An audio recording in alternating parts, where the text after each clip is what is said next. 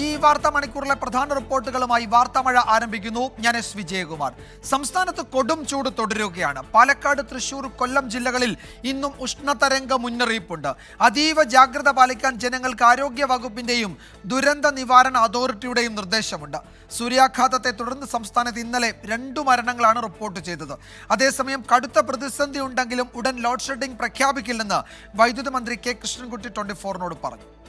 ഉണ്ടാവില്ല എന്നുള്ള ഞങ്ങൾ അതിനുള്ള കരാറൊക്കെ ഒപ്പിച്ചിട്ടുണ്ട്. പക്ഷെ വലിയ വില കൊടുത്തിട്ടാണ്, വലിയ നഷ്ടം വന്നാലും ഇത് ഇല്ലാതെ കഴിക്കാനാണ് ശ്രമിക്കുന്നത്. പീക്ക് അവറിൽ 15 റുപ്യ തൊട്ട് 20 റുപ്യ വരെ കൂടുതൽ കൊടുത്തിട്ടാണ് മേടിക്കുന്നത്. ഈ ദീർഘകാല കരാർ വെച്ചതിന് ശേഷമുള്ളത്.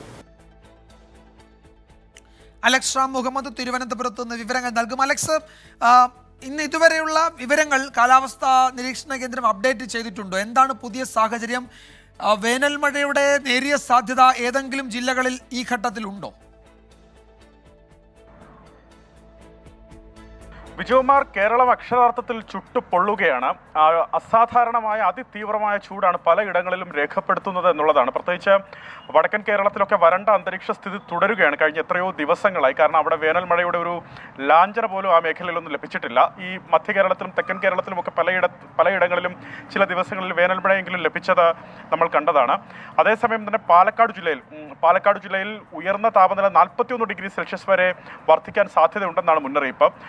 ഉഷ്ണതരംഗ മുന്നറിയിപ്പ് പാലക്കാട് ജില്ലയിലുണ്ട്. കഴിഞ്ഞ 3 ദിവസമായി തുടർച്ചയായി പാലക്കാട് ഉഷ്ണതരംഗം സ്ഥിരീകരിക്കുകയും ചെയ്യുന്നുണ്ട്. അതങ്ങനെ തന്നെ തുടരും അടുത്ത ദിവസങ്ങളിൽ എന്നുള്ളതാണ് പാലക്കാട് ജില്ലയെ സംബന്ധിച്ച് പറയാനുള്ളത്. കൊല്ലത്തും തൃശ്ശൂരും 40 ഡിഗ്രി സെൽഷ്യസ് വരെ ചൂട് ഉയർന്നേക്കാം എന്നുള്ളതാണ് മുന്നറിയിപ്പ്. ഉഷ്ണതരംഗ സാധ്യതാ മുന്നറിയിപ്പാണ് ഈ ജില്ലകളിൽ നൽകിയിട്ടുള്ളത്. കഴിഞ്ഞ ദിവസങ്ങളിലൊക്കെയായി ഈ മാനദണ്ഡങ്ങൾ ആ മേഖലകളിൽ പാലിക്കപ്പെടുന്നുണ്ട്. ഏതാണ്ട് 40 ഡിഗ്രി സെൽഷ്യസിനടുത്ത് ചൂട് ആ മേഖലകളിൽ രേഖപ്പെടുത്തുന്നുണ്ട് എന്നുള്ളതാണ് ഏറ്റവും പ്രധാനം. ഈ 3 ജില്ലകൾ കൂടാതെ മറ്റ് 9 ജില്ലകളിൽ കൂടി സംസ്ഥാനത്ത് താപനില ഉയർന്നു തന്നെ തുടരും എന്നുള്ളതാണ് അറിയിക്കുന്നത്.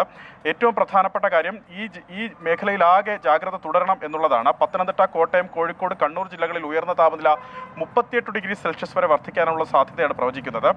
മലപ്പുറത്ത്, കാസർഗോഡ്, ആലപ്പുഴയിൽ, എറണാകുളത്ത് 37 ഡിഗ്രി സെൽഷ്യസ് വരെ താപനില വർദ്ധിക്കാനും തിരുവനന്തപുരത്ത് 36 ഡിഗ്രി സെൽഷ്യസ് വരെ താപനില ഉയരാനുള്ള സാധ്യത പ്രവചിക്കുന്നു. സാധാരണ രേഖപ്പെടുത്തുന്നതിനേക്കാൾ 5 ഡിഗ്രി സെൽഷ്യസ് വരെ ഉയർന്ന ചൂട് രേഖപ്പെടുത്തും എന്നുള്ളതാണ് കേന്ദ്ര കാലാവസ്ഥാ വകുപ്പ് നൽകുന്ന മുന്നറിയിപ്പ്. ആ കണക്ക് ശരിയുമാണ് താനും. കാരണം ഇന്നലെ പാലക്കാട് രേഖപ്പെടുത്തിയത് ഔദ്യോഗികമായി സംസ്ഥാനത്ത് ഏറ്റവും ഉയർന്ന ചൂടാണ് ഇന്നലെ രേഖപ്പെടുത്തിയത്. 41.6 ഡിഗ്രി സെൽഷ്യസ് ചൂടാണ് ഇന്നലെ പാലക്കാട് രേഖപ്പെടുത്തിയത്. അത് സാധാരണ രേഖപ്പെടുത്തുന്നതിനേക്കാൾ 5.3 ഡിഗ്രി സെൽഷ്യസ് കൂടുതലാണ് ആ ചൂട്.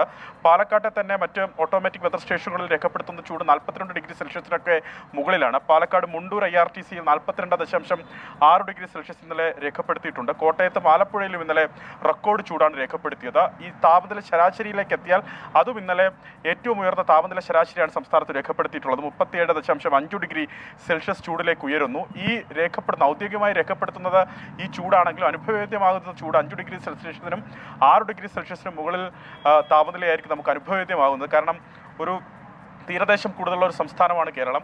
അതുകൊണ്ട് തന്നെ നമുക്ക് അനുഭവപ്പെടുന്ന ചൂട് വളരെയധികം കൂടുതലായിരിക്കാനുള്ള സാധ്യതയുണ്ട് എന്നാണ് കാലാവസ്ഥാ വിദഗ്ധർ പറയുന്ന മുന്നറിയിപ്പ്.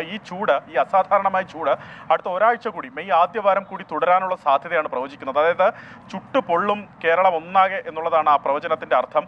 പകൽ സമയത്ത് പുറത്ത് ജോലിക്ക് ഇറങ്ങുന്നവരൊക്കെ പ്രത്യേക ജാഗ്രത പാലിക്കേണ്ടതുണ്ട്. അവരുടെ ശരീരമാസകലം പൊള്ളിപ്പോകാനുള്ള സാധ്യതയുണ്ട്. ഉഷ്ണതരംഗ മുന്നറിയിപ്പാണ്, അത്യുഷ്ണമാണ് നിലനിൽക്കുന്നത്.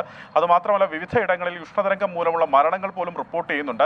കർശനമായ ജാഗ്രതയാണ് ആരോഗ്യവകുപ്പ് പുറപ്പെടുവിച്ചിട്ടുള്ളത്. അതുപോലെ ദുരന്ത നിവാരണ അതോറിറ്റിയും പുറപ്പെടുവിച്ചിട്ടുള്ളത്. അവരുടെ ജാഗ്രതാ നിർദ്ദേശത്തിൽ തന്നെ പറയുന്നുണ്ട് ഉഷ്ണതരംഗം അല്ലെങ്കിൽ സൂര്യാഘാതം പോലുള്ളവ മരണത്തിന് തന്നെ കാരണമായേക്കാവുന്ന ഒന്നാണ്. അതിനാൽ ജാഗ്രതാ നിർദ്ദേശങ്ങൾ പാലിക്കണം. നിർജ്ജലീകരണം അടക്കമുള്ള ആരോഗ്യ പ്രശ്നങ്ങൾക്ക് ഇത് കാരണമാകാനുള്ള സാധ്യതയുണ്ട്. അതിനാൽ ധാരാളം വെള്ളം കുടിക്കണം, അയഞ്ഞ പരുത്തി വസ്ത്രങ്ങൾ ധരിക്കണം, പുറത്ത് പകൽ സമയത്ത് പരമാവധി ഇറങ്ങാതിരിക്കും. പ്രത്യേകിച്ച് പകൽ സമയത്ത് നേരിട്ട് സൂര്യപ്രകാശം ഏൽക്കുന്ന ജോലികളിൽ സാധ്യത നേരത്തെ തെക്കൻ കേരളത്തിലും മധ്യ കേരളത്തിലും ചില ജില്ലകളിൽ ഉണ്ട് എന്ന് അറിയിച്ചിരുന്നുവല്ലോ. അതിലെന്തെങ്കിലും കൂടുതൽ വിവരങ്ങളുണ്ടോ? വേനൽ മഴ നേരിയ തോതിലാണെങ്കിലും സംസ്ഥാനത്ത് ഏതെങ്കിലുമൊക്കെ ജില്ലകളിൽ ലഭിക്കാൻ സാധ്യതയുണ്ടോ? വിജയകുമാർ, തിരുവനന്തപുരം മുതൽ ഇടുക്കി വരെയുള്ള ജില്ലകളിൽ വേനൽമഴ ലഭിക്കും. നേരിയ തോതിലെങ്കിലും വേനൽമഴ ലഭിക്കുമെന്നാണ് കേന്ദ്ര കാലാവസ്ഥാ വകുപ്പ് അറിയിക്കുന്നത്. ഇനി ഇതിന്റെ ഏറ്റവും പുതിയ അപ്ഡേറ്റ് 1 മണിക്കായിരിക്കും വരിക. അതായത് വേനൽമഴയെ സംബന്ധിച്ചാണെങ്കിലും താപനില ഏതൊക്കെ ജില്ലകളിലായിരിക്കും ഉയർന്നു തുടരാനുള്ള സാധ്യതയുണ്ട് എന്നതടക്കമുള്ള അപ്ഡേറ്റ് വരിക 1 മണിയോടുകൂടിയായിരിക്കും. നിലവിൽ നൽകുന്ന മുന്നറിയിപ്പ് പ്രകാരം വേനൽമഴ തിരുവനന്തപുരം മുതൽ ഇടുക്കി വരെയുള്ള ജില്ലകളിൽ വേനൽമഴയ്ക്ക് സാധ്യതയുണ്ട്. മധ്യ കേരളത്തിലും തെക്കൻ കേരളത്തിലെയും മലയോര മേഖലയിൽ ഉച്ചയ്ക്ക് ശേഷം ഇടിമിന്നലും കാറ്റോടും കൂടിയ മഴയ്ക്കായിരിക്കും സാധ്യത. അത് വലിയ മഴയൊന്നുമല്ല, സാധാരണ ഇടത്തരം മഴയ്ക്കായിരിക്കും സാധ്യത എന്നുള്ളതാണ് അറിയിക്കുന്നത്. ആ തരത്തിൽ വേനൽമഴ ലഭിച്ചാലും ഈ കൊടും ചൂട് അതിനെ ഓവർകം ചെയ്യാവുന്ന തരത്തിലേക്ക് ആ മഴ ലഭിക്കില്ല എന്ന് തന്നെ കേന്ദ്ര കാലാവസ്ഥാ വകുപ്പ് അറിയിക്കുന്നുണ്ട്. ഒരുപക്ഷെ ഒരു മെയ് 2ാം വാരത്തിന് ശേഷമായിരിക്കും സംസ്ഥാനം പ്രതീക്ഷിക്കുന്നത് പോലൊരു വേനൽമഴ ലഭിക്കുക എന്നുള്ളതാണ് നമുക്ക് ഈ ഘട്ടത്തിൽ അറിയാൻ കഴിയുന്നത്. എന്താണെങ്കിലും നിലവിൽ പ്രവചിക്കപ്പെട്ടിരിക്കുന്ന വേനൽമഴ കൊണ്ട് ഈ ചൂട് അത് ഓവർകം ചെയ്യാനോ അല്ലെങ്കിൽ അത് താങ്ങാനോ സഹിക്കാനോ സാധിക്കുന്നതല്ല. വിജയകുമാർ, യെസ്, അപ്പോൾ അതാണ് അവസ്ഥ. സംസ്ഥാനത്ത് കൊടും ചൂട് തുടരും. നേരിയ തോതിൽ വേനൽ മഴയ്ക്ക് തിരുവനന്തപുരം മുതൽ ഇടുക്കി വരെയുള്ള ജില്ലകളിൽ സാധ്യതയുണ്ട്. മെയ് 2ാം വാരം വരെ ഈ നില തുടരും സംസ്ഥാനത്തെന്നാണ് കാലാവസ്ഥാ നിരീക്ഷണ കേന്ദ്രം അറിയിക്കുന്നത്. വലിയ ജാഗ്രത പാലിക്കണം. ഉഷ്ണതരംഗ സാധ്യതയൊക്കെ പല ജില്ലകളിലുമുണ്ട്. പാലക്കാട്ട് അനുഭവപ്പെടുകയും ചെയ്യുന്നുണ്ട്. അപ്പോൾ വലിയ ജാഗ്രത പാലിക്കണം എല്ലാ ജില്ലകളിലും ജനങ്ങൾ എന്നാണ് ദുരന്ത നിവാരണ അതോറിറ്റിയും ആരോഗ്യവകുപ്പും അറിയിക്കുന്നത്. അലക്സ് ഷാ മുഹമ്മദാണ് വിവരങ്ങൾ നൽകിയത്. മറ്റു റിപ്പോർട്ടുകളിലേക്ക്. KSRTC ഡ്രൈവറുമായി നടുറോഡിൽ തർക്കമുണ്ടായതിൽ വീണ്ടും വിശദീകരണവുമായി തിരുവനന്തപുരം മേയർ ആര്യ രാജേന്ദ്രൻ. സ്ത്രീത്വത്തെ അപമാനിച്ചതിനാണ് ഡ്രൈവറുമായി വാഗ്വാദത്തിൽ ഏർപ്പെടേണ്ടി വന്നത്. അലക്ഷ്യമായി വാഹനം ഓടിച്ചതിന് അപകടമുണ്ടാക്കിയതിനും നിരവധി കേസുകൾ ആരോപണ വിധേയനായ ഡ്രൈവർക്കെതിരെയുണ്ട്. നിയമ നടപടിയുമായി മുന്നോട്ടു പോകുമെന്നും മേയർ പറഞ്ഞു. സ്ത്രീക്കെതിരെ ഉണ്ടായിട്ടുള്ള ഇത്തരത്തിലുള്ള ഒരു അദ്ദേഹം കാണിച്ചിട്ടുള്ള ആംഗ്യം എത്ര തന്നെ അദ്ദേഹം സാധൂകരിക്കാൻ ശ്രമിച്ചാലും അത് അംഗീകരിക്കാൻ കഴിയുന്നതല്ല. ഞങ്ങൾ മാത്രമല്ല, നാളെ മറ്റ് ആളുകൾക്കും സമൂഹത്തിൽ ഇറങ്ങി നടക്കണം.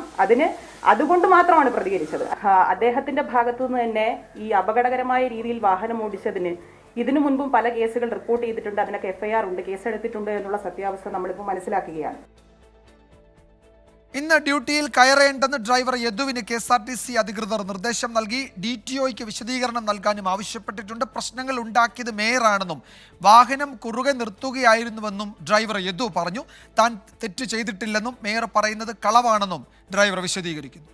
അങ്ങനെ ഉണ്ടായിട്ടില്ലല്ലോ. ഞാൻ ആദ്യം തൊട്ടേ ആ വീഡിയോ ഉണ്ടല്ലോ, എല്ലാ വീഡിയോസിലും ഉണ്ടല്ലോ, ആദ്യം തൊട്ടേ ഉണ്ട്. അവർ പറയുന്ന സംസാരവും മോശമായിട്ട് എൻ്റെ അടുത്താണ് മോശമായിട്ട് പെരുമാറിയത്. എൻ്റെ ഭാഗത്ത് തെറ്റില്ല എന്നുള്ള ക്ലിയറാണ്, അവർക്ക് എല്ലാവർക്കും അറിയാം, ക്ലിയറാണ്. എന്നിട്ട് ജോലിക്കാരൻ്റെ ഇപ്പോൾ രാവിലെ വിളിച്ച് പറഞ്ഞൊക്കെയാണ് ഇന്ന് രാത്രി പോവേണ്ടായിരുന്നു.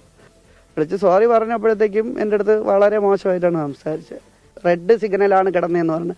ആ വീഡിയോയിൽ പോലും ഗ്രീൻ സിഗ്നൽ കിടക്കുന്നത് കാണാം.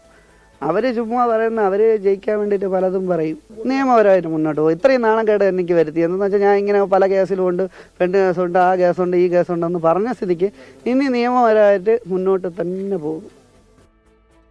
അതേസമയം സംഭവത്തിന്റെ കൂടുതൽ CCTV ദൃശ്യങ്ങൾ പുറത്തു വന്നിട്ടുണ്ട്. MG പ്രതീഷ് തിരുവനന്തപുരത്ത് നിന്ന് വിശദാംശങ്ങൾ നൽകും. അതിനു മുമ്പ് ഏറ്റവും ഒടുവിൽ പുറത്തു വന്ന CCTV ദൃശ്യങ്ങൾ പരിശോധിക്കും.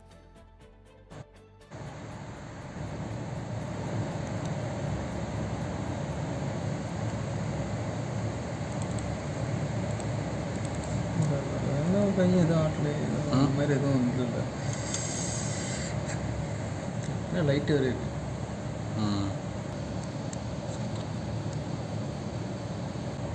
MG പ്രതീഷ് വിവരങ്ങൾ നൽകും തിരുവനന്തപുരത്ത് നിന്ന്. പ്രതീഷ്, ഇതിപ്പോൾ മേയർ പറയുന്നു ഇതിന്റെ മുഴുവൻ CCTV ദൃശ്യങ്ങളും പരിശോധിക്കണം, ഇതിൽ അപ്പോൾ കാര്യങ്ങൾ കുറെ കൂടി വ്യക്തമാകുമെന്നും തൻ്റെ ഭാഗത്ത് തെറ്റില്ല, മേയർ കളവ് പറയുകയാണെന്ന് ഡ്രൈവർ യദു പറയുന്നു. KSRTC CMD എപ്പോഴാണ് മന്ത്രിക്ക് റിപ്പോർട്ട് നൽകുന്നത്? പോലീസ് അന്വേഷണം ഏത് വഴിക്ക്, അല്ലെങ്കിൽ പോലീസ് അതിൻ്റെ നടപടിക്രമങ്ങളുമായി മുന്നോട്ട് പോവുകയാണല്ലോ അല്ലേ?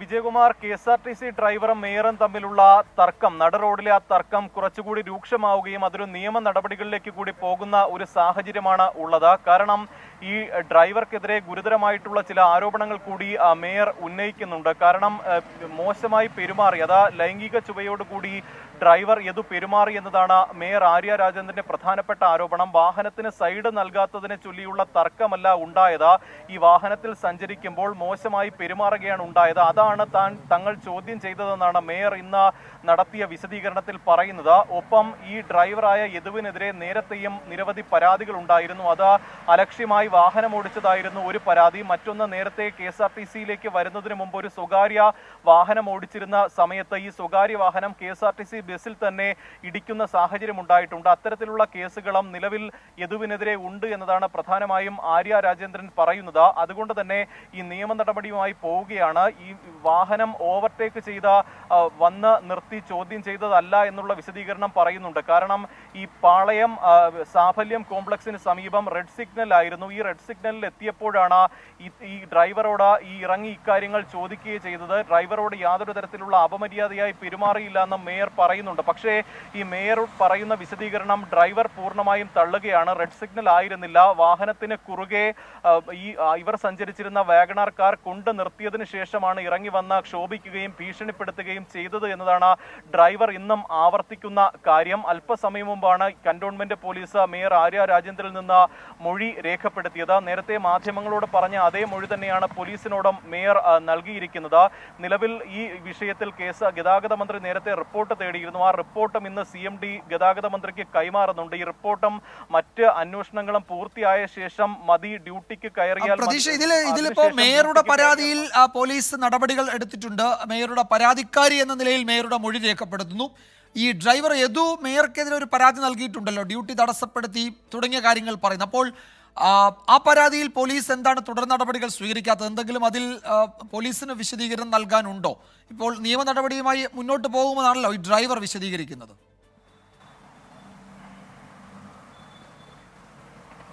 വിജയകുമാർ, കൃത്യമായൊരു വിശദീകരണം പോലീസിന്റെ ഭാഗത്ത് നിന്ന് ഇനിയും ഉണ്ടായിട്ടില്ല. മേയർ നൽകിയ പരാതിയെ പ്രതിരോധിക്കാൻ ഈ ഡ്രൈവർ ഏതോ ഒരു പരാതി നൽകുകയായിരുന്നു എന്നതാണ് പോലീസ് പറയുന്ന കാര്യം. പക്ഷേ ഈ പരാതിയിൽ ഡ്രൈവർ ഉന്നയിക്കുന്നത് ഈ റോഡിൽ വാഹനം തടഞ്ഞു നിർത്തുകയും പിന്നീട് അപമര്യാദയായി പെരുമാറുകയും ചെയ്തു. ഒപ്പം ഡ്യൂട്ടി തടസ്സപ്പെടുത്തി ഈ വാഹനത്തിൽ ബസ്സിനുള്ളിൽ കയറി യാത്രക്കാരെ അടക്കം ഇറക്കി വിട്ടു എന്നതാണ് ഈ ഡ്രൈവർ നൽകിയിരിക്കുന്ന പരാതി. ആദ്യം മേയർ പരാതി നൽകിയതിന് പിന്നാലെ തന്നെ ഡ്രൈവറും കന്റോൺമെന്റ് സ്റ്റേഷനിൽ പരാതി നൽകിയിരുന്നു. പക്ഷേ ഇതുവരെയും കേസ് എടുക്കാത്ത ഒരു നടപടിയാണ് എന്തായാലും പോലീസിന്റെ ഭാഗത്ത് നിന്ന് ഉള്ളത്. അതുകൊണ്ട് തന്നെ ഇനി മറ്റ് തുടർ നിയമ നടപടികളുമായി മുന്നോട്ട് പോകുമെന്നതാണ് ഡ്രൈവർ നൽകുന്ന വിശദീകരണം. മറ്റൊന്ന്, ഈ KSRTC ബസ്സിനെ കുറുകെ വാഹനം കൊണ്ട് നിർത്തിയില്ല എന്നുള്ളൊരു വാദം മേയർ ആര്യ രാജേന്ദ്രൻ പറയുന്നുണ്ട്. പക്ഷേ CCTV ദൃശ്യങ്ങളിലടക്കം ഈ വാഹനം KSRTC ബസ്സിന് കുറുകെ ഇവർ സഞ്ചരിച്ചിരുന്ന കാർ കൊണ്ട് നിർത്തിയ ശേഷമാണ് ക്ഷോഭിക്കുകയും ഒപ്പം ഇവർ തമ്മിൽ ഒരു വാക്കുതർക്കം ഉണ്ടാവുകയും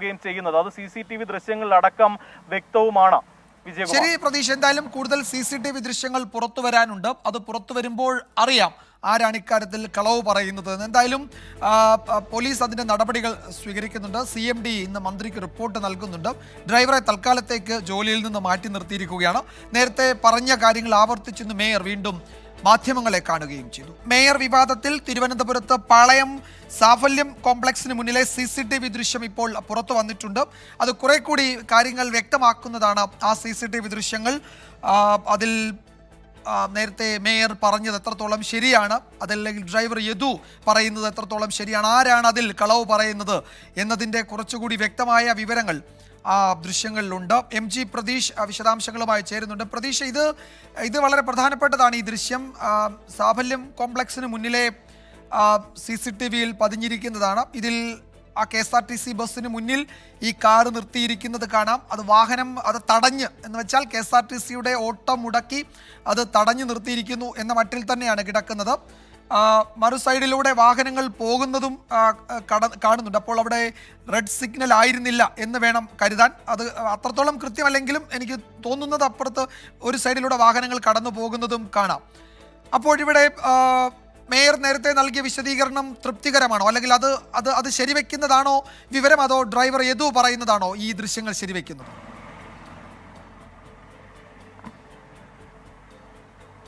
വിജയകുമാർ, അല്പസമയം മുമ്പാണ് മേയർ പറഞ്ഞത്, അതായത് KSRTC ബസിന്റെ യാത്ര തടസ്സപ്പെടുത്തിയിട്ടില്ല, ബസ്സിന് കുറുകെ വാഹനം കൊണ്ട് ചെന്ന് നിർത്തിയിട്ടില്ല എന്നതായിരുന്നു അല്പസമയം മുമ്പ് മേയർ ആര്യ രാജേന്ദ്രൻ പ്രതികരിച്ചത്. പക്ഷേ ആ ഒരു പ്രതികരണം അല്ലെങ്കിൽ ആ ഒരു വാദം തള്ളുന്ന ദൃശ്യങ്ങളാണ് നമുക്കിപ്പോൾ കാണാൻ കഴിയുന്നത്. കാരണം ഈ പാളയം സാഫല്യം കോംപ്ലക്സിന് മുന്നിലെ സിഗ്നലിന് മുന്നിലുള്ള ദൃശ്യമാണിത്. ഈ സിഗ്നലിൽ വെച്ചാണ് ഈ മേയറുടെ വാഹനം KSRTC ബസ്സിനെ തന്നെയുമല്ല പ്രതീക്ഷ, ഇത് ആളുകൾക്ക് ക്രോസ് ചെയ്യാനുള്ള സീബ്ര ലൈനിലാണ് മേയർ സഞ്ചരിച്ച വാഹനം നിർത്തിയിട്ടിരിക്കുന്നത്. അത് അങ്ങനെ ചെയ്യാൻ പാടില്ലല്ലോ, നിയമപരമായി അത് അനുവദിക്കപ്പെട്ടിട്ടില്ലല്ലോ. ഇപ്പോൾ നമ്മൾ വാഹനം ഓടിക്കുമ്പോഴും അങ്ങനെ ആ സീബ്ര ലൈനിലേക്ക് വാഹനം വന്നാൽ അത് പുറകേക്ക് ഇറക്കി വിടുക അല്ലെങ്കിൽ വീണ്ടും അത് പുറകോട്ട് മാറ്റി നിർത്തുക എന്നത് ആ സമയത്ത് ഡ്യൂട്ടിയിലുള്ള ട്രാഫിക് പോലീസുകാർ ചെയ്യുന്നതാണല്ലോ. ഇവിടെ ആ വാഹനം നിർത്തിയിരിക്കുന്ന നോക്കൂ, അത് ആ സീബ്ര ലൈനിന് മുകളിലാണ്, അല്ലെങ്കിൽ അതിലാണ് ആ വാഹനം നിർത്തിയിട്ടിരിക്കുന്നത്.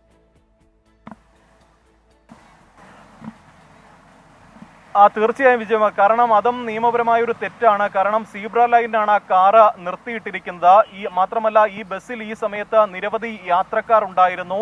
ഈ നേരത്തെ അല്പസമയം മുമ്പ് മേയർ പറഞ്ഞ കാര്യം, ഈ സിഗ്നലിൽ വെച്ച റെഡ് സിഗ്നൽ കത്തിക്കിടക്കുകയായിരുന്നു. അങ്ങനെ അവിടെ വെച്ചാണ് ഈ സൈഡിലുണ്ടായിരുന്ന ബസ്സിനെ ഡ്രൈവറുമായി സംസാരിക്കുകയും ഒരു വാക്കുതർക്കത്തിൽ ഏർപ്പെടുകയും ചെയ്യുന്നുള്ളൊരു വിശദീകരണമാണ് മേയർ നൽകിയിരുന്നത്. പക്ഷേ ഈ ദൃശ്യങ്ങളിൽ നിന്ന് തന്നെ വ്യക്തമാണ് KSRTC ബസ്സിനെ തടഞ്ഞു നിർത്തുകയും ഈ സീബ്ര ലൈനിൽ വണ്ടി നിർത്തിയ ശേഷമാണ് ഡ്രൈവറുമായി ഒരു വാക്കുതർക്കം ഉണ്ടാകുന്നത്. നേരത്തെ ഡ്രൈവർ യദുവും ഇക്കാര്യം തന്നെയാണ് പ്രതികരിച്ചത്. കാരണം യാത്രക്കാരുണ്ടായിരുന്ന ഒരു സമയത്താണ്, ഗ്രീൻ സിഗ്നൽ കത്തിക്കിടക്കുന്ന സമയത്താണ് ബസ്സിന് കുറുകെ വാഹനം കൊണ്ടുചെന്ന് നിർത്തുകയും മേയറും ഒപ്പമുണ്ടായിരുന്ന ആളുകളും അപമര്യാദയായി സംസാരിച്ചതും. ഇതാണ് ഡ്രൈവർ നൽകുന്ന വാദം. എന്തായാലും ഈ രണ്ട് കൂട്ടരും ഇത്തരത്തിലൊരു പ്രതികരണമാണ് നൽകുന്നത്. പക്ഷേ മേയർ ആദ്യം പറഞ്ഞ ഈ പ്രതികരണത്തിൽ നിന്ന് അല്ലെങ്കിൽ അതിന് വിരുദ്ധമായിട്ടുള്ള ഒരു ദൃശ്യങ്ങളാണ് എന്തായാലും ഇപ്പോൾ പുറത്തു വന്നിരിക്കുന്നത്. മാത്രമല്ല ഇക്കാര്യത്തിൽ ഈ ഡ്രൈവർക്കെതിരെ ഗുരുതരമായ ചില ആരോപണങ്ങൾ കൂടി മേയർ ഉന്നയിക്കുന്നുണ്ട്. പക്ഷേ ഈ ആരോപണങ്ങളൊക്കെ തന്നെ ഡ്രൈവർ തള്ളിക്കളയുന്ന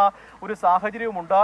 ഈ സമയത്ത് മേയർ പറഞ്ഞ മറ്റൊരു കാര്യം ഈ CCTV ദൃശ്യങ്ങൾ അടക്കം പരിശോധിച്ചാൽ ഇതിന്റെ നിജസ്ഥിതി മനസ്സിലാക്കാൻ കഴിയും എന്നതുമാണ്. പക്ഷേ ഈ CCTV ദൃശ്യങ്ങൾ പരിശോധിക്കുമ്പോൾ ഈ മേയറുടെ ഭാഗത്തും ചില പിഴവുകൾ സംഭവിച്ചു എന്ന് നമുക്ക് പറയേണ്ടി വരും. കാരണം ഇത്രത്തോളം ആളുകൾ ഉണ്ടായിരുന്ന ഒരു സമയമാണ്. ഡ്രൈവർ പറഞ്ഞത് ഈ ആളുകൾ ഉണ്ടായിരുന്നു, അങ്ങനെ ഈ തമ്പാനൂർ ഡിപ്പോയിൽ ഇറക്കിയ ശേഷം ഏതെങ്കിലും തരത്തിൽ പരാതികൾ ഉണ്ടെങ്കിൽ അത് പരിഹരിക്കാമെന്നൊരു കാര്യം മേയറോട് പറഞ്ഞു എന്നുള്ളൊരു കാര്യവും ഡ്രൈവർ പറയുന്നുണ്ട്. എന്തായാലും ഇത്തരത്തിൽ മേയർ നൽകിയിരിക്കുന്ന ഒരു വിശദീകരണത്തിന് വിഭിന്നമായ ദൃശ്യങ്ങൾ ഇപ്പോൾ പുറത്തു വന്നിട്ടുണ്ട്. പക്ഷേ മേയർ പറയുന്ന മറ്റൊരു കാര്യം, ഈ സൈഡ് നൽകാത്തതുമായി ബന്ധപ്പെട്ടുള്ള ഒരു പരാതി അല്ല തനിക്ക് ഉണ്ടായിരുന്നത്. ലൈംഗിക ചുവയോട് കൂടി തന്നെ ഈ ഡ്രൈവർ പെരുമാറി എന്നതാണ് മേയർ പ്രധാനമായും ഉന്നയിക്കുന്ന ഒരു ആരോപണം. ആ ആരോപണം തള്ളിക്കൊണ്ട് ഈ സൈഡ് നൽകാത്തതുമായി ബന്ധപ്പെട്ടുള്ള കാര്യമാണ് ഈ തർക്കത്തിലേക്ക് പോയതെന്ന തരത്തിൽ വാർത്തകൾ പ്രചരിക്കുന്നു എന്നതാണ് മേയർ പറയുന്ന കാര്യം. എന്തായാലും ഇതുമായി ബന്ധപ്പെട്ട പോലീസ് അന്വേഷണങ്ങൾ തുടരുകയാണ്. ഗതാഗത മന്ത്രി നിർദ്ദേശിച്ച അന്വേഷണം തുടരുകയാണ്. ഇപ്പോൾ കൂടുതൽ CCTV ദൃശ്യങ്ങൾ പുറത്തു വരാനുണ്ട്. എന്തുകൊണ്ട് മാധ്യമങ്ങൾ അത് ശേഖരിക്കുന്നില്ല എന്നാണ് മേയർ ആര്യ രാജേന്ദ്രൻ ഇന്ന് വാർത്താ സമ്മേളനത്തിൽ അല്ലെങ്കിൽ മാധ്യമങ്ങളെ കണ്ടപ്പോൾ ചോദിച്ചത്. അപ്പോൾ അതിലെ ഒരു പ്രധാനപ്പെട്ട CCTV ദൃശ്യങ്ങൾ, അതായത് ഡ്രൈവർ അയാൾ പറയുന്നു അയാളുടെ ജോലി തടസ്സപ്പെടുത്തിയെന്ന്, വാഹനം തടഞ്ഞിട്ടില്ല എന്ന് മേയർ പറയുന്നു. പക്ഷേ ഇവിടെ അങ്ങനെയല്ല, വാഹനം തടഞ്ഞിരിക്കുന്നത് നമുക്ക് ഈ CCTV ദൃശ്യങ്ങളിൽ കാണാം. ആ കാറ് അങ്ങനെയാണ് നിർത്തിയിട്ടിരിക്കുന്നത്. അപ്പോൾ ഇനിയിപ്പോൾ മേയർ പറയാൻ എന്താണ്, മേയറുടെ വിശദീകരണം അനുസരിച്ച് കൂടുതൽ ദൃശ്യങ്ങൾ പുറത്തു വരാനുണ്ടല്ലോ, മേയർ തന്നെ അങ്ങനെ പറയുന്നുണ്ടല്ലോ. ഇനിയിപ്പോൾ മേയറുടെ ആരോപണം ശരിവെക്കുന്ന എന്തെങ്കിലും CCTV ദൃശ്യങ്ങളുടെ സാധ്യതയുണ്ടോ? അപ്പോൾ വാഹനം അപമര്യാദയായി പെരുമാറി, ഡ്രൈവർ ലൈംഗിക ചേഷ്ടകൾ കാണിച്ചു എന്നൊക്കെയാണ് മേയർ എന്ന് വിശദീകരിച്ചത്. അക്കാര്യം ഇനി പോലീസ് പരിശോധിച്ച് കണ്ടെത്തേണ്ട സംഗതികളാണ്. വേറൊരു പ്രധാനപ്പെട്ട കാര്യമുള്ളത്, ഡ്രൈവറുടെ പരാതി, പോലീസിൽ നൽകിയ പരാതി, സംഭവ ദിവസം തന്നെ പരാതി നൽകിയെന്ന് ഈ ഡ്രൈവർ പറയുന്നുണ്ട്. അങ്ങനെയാണെങ്കിൽ ആ പരാതിയിലും ഒരു കേസെടുക്കേണ്ടതാണല്ലോ. കാരണം ഈ ദൃശ്യങ്ങൾ മാത്രം മതിയല്ലോ അതൊരു കേസെടുക്കേണ്ട പരാതിയാണെന്ന് ബോധ്യപ്പെടാൻ, അല്ലേ?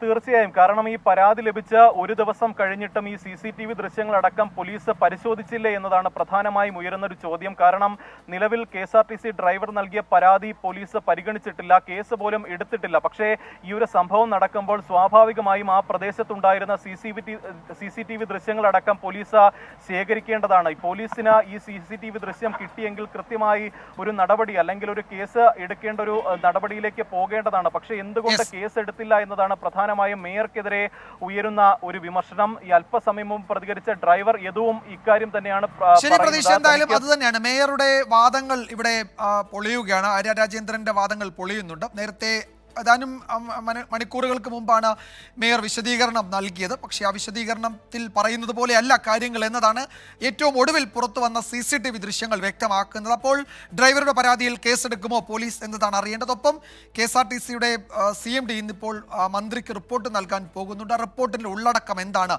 എന്നതും പ്രധാനപ്പെട്ടതാണ്. അപ്പോൾ ആ വാർത്തയിൽ കൂടുതൽ ഡെവലപ്മെന്റ്സ് ഉണ്ട്. വാർത്താമഴ ഈ റിപ്പോർട്ടോടെ അവസാനിക്കുകയാണ്.